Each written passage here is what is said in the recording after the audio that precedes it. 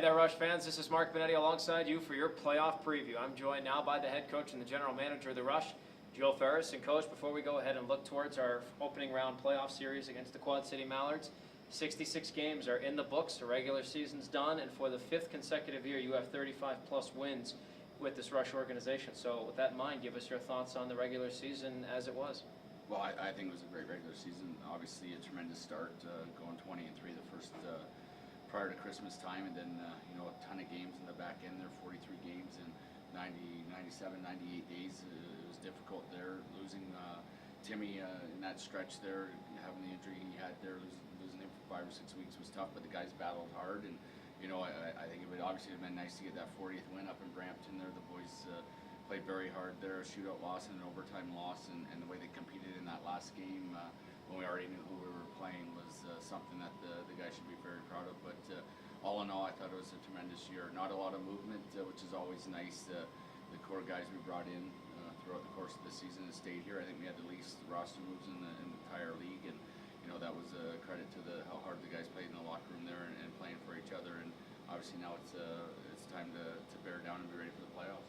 Lots of numbers jump out to me, Coach, when I look at the previous 66 games in review. A lot like you mentioned, fastest team to 20 wins in CHL history, 12 consecutive road wins to start the year. That's a CHL record. Tim Boron hits his first 30-win season in his career, and then Scott Ray becomes the first man to score 100 in a Rush uniform and the 5th man to score 300 in the Central Hockey League. Out of all the numbers thrown out there, which one stood out to you the most from the regular season? Well, I think the biggest one for all of us is 12 wins on the road. I mean, it's such a difficult, winning is difficult in itself, Mark. It's such a competitive league, and the parity is incredible, but to go into the venues and play against the teams we play against on the road there, and we just found ways to win early on in the season there, overtime, shootouts, you name it, playing a third game on a Sunday afternoon and pulling it out off the road. But to have 12 wins on the road, I know records are always made to be broken, but that's going to be a very difficult one for any team to start the season off with 12 road wins. And give credit to the guys. It's a tough trek, especially with our travel schedule. That's what makes it even more impressive. We're not going 2 hours to play a hockey game. A lot of times we're going 15, 17 hours on that bus and then getting out there and playing a hockey game. And these guys did a great job doing that.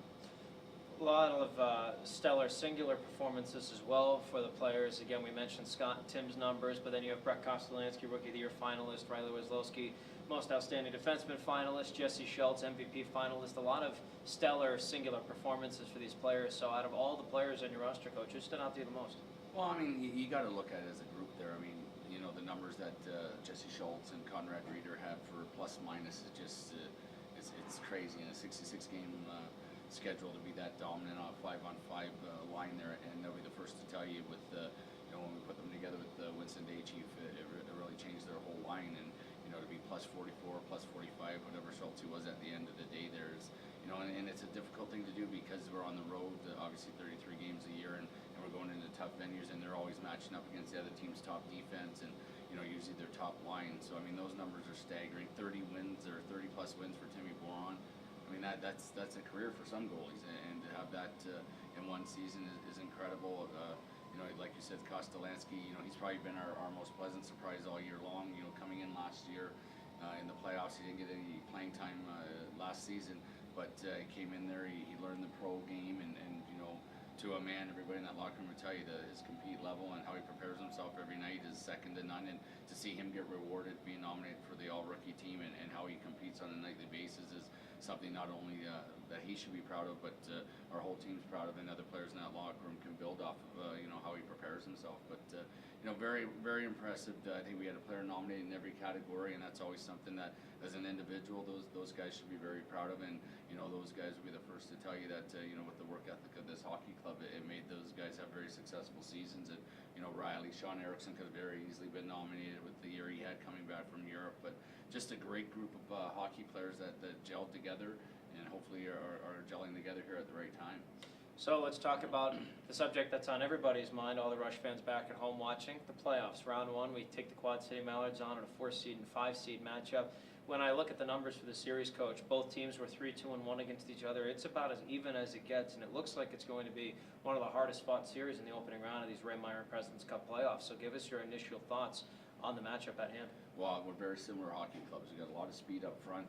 So does Quad City. They're D. They got big D back there in McMillan, Manfredo. These guys play a physical hockey game, and then Terry's done a tremendous job with his young hockey players. The young Nagy kid's a big part of their hockey club, and a guy that is going to be jumping into his first playoff as a pro hockey player there. So it's going to be a big experience for him. But on our side here, we've got a lot of young guys as well that come from other teams that haven't had playoff experience in the last couple of years.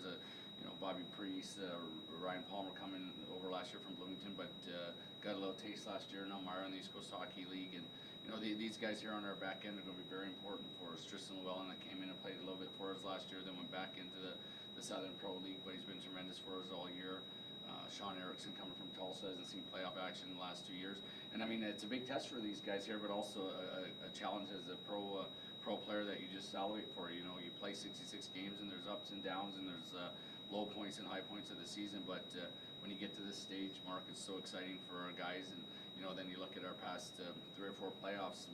The Jesse Schultz and Scotty Rays, these guys have been through the grind. The Conrad Reeders, these guys here have got to be our big guys up front and our big guys in that locker room to bring all the young kids up and make sure that we don't get too high on a win or too low on a loss, and know that the next day you come back to the rink and get ready to battle. All right, so Coach, so when we look at this entire series as a whole, obviously there are certain storylines, certain matchups that jump out, whether it be the goaltending matchup, the penalty kill, power play unit matchups. If there's any one matchup that stands out to you in this possible 7-game set, what is it? Well, I think number one is going to be goaltending. Obviously, they got 2 very good goaltenders. Both have been recalled several times over the course of the year to the American Hockey League, and with the addition with Savage here now and getting comfortable at the pro level again, and obviously Timmy Boron leading the way all year long there. I think both teams have 2 very competent, very good goaltenders, and Timmy's obviously going to be going on Friday night, and he'll be preparing the way he always does, and I'm not sure which one will be going for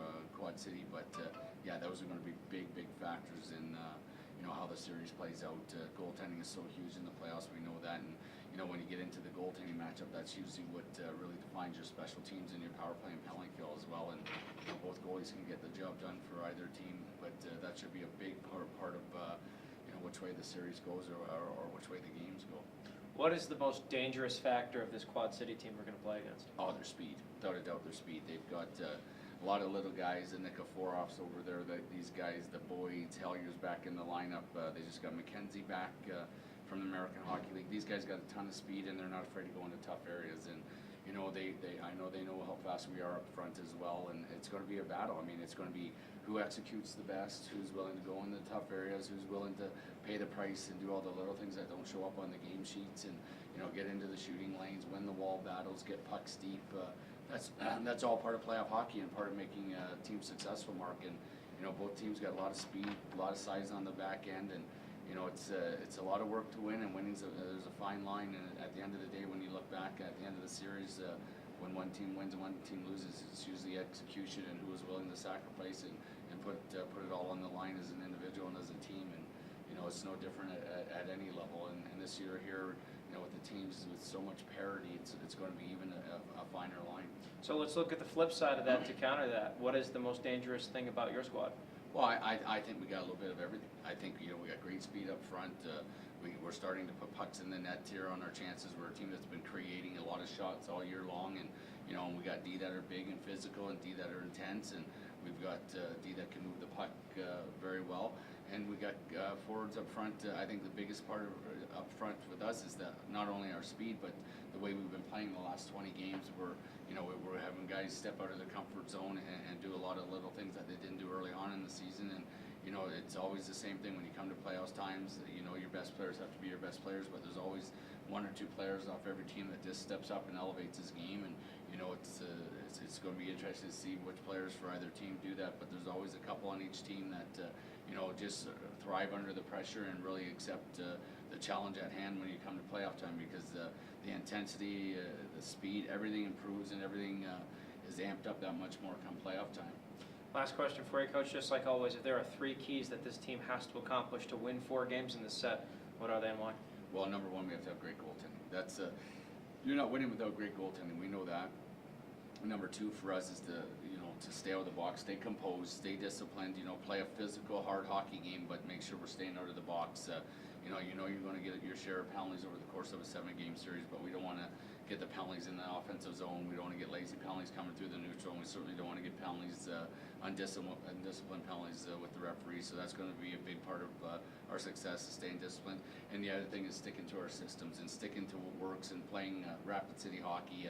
The guys in that locker room know what we need to do to be successful and what we need to do to stick to within our parameters of our structure, and that's going to be a big part. If we can do that and everybody buys in, we could have a very good chance of being very successful this year. Thanks so much for your time, Coach. You've heard it straight from the coach. That's been your playoff preview, folks. Round 1 against the Quad City Mallards starts on Friday at 7:05. That's Game 1. Game 2 is Saturday night at 7:05. Games 3 and 4 are Wednesday and Friday next week in the Quad Cities. And if necessary, Game 5 will be next Saturday. Game 6 and 7 will come back to Rapid City that following Tuesday and Wednesday. This is Mark Binetti alongside you for RapidCityRush.com and your playoff preview.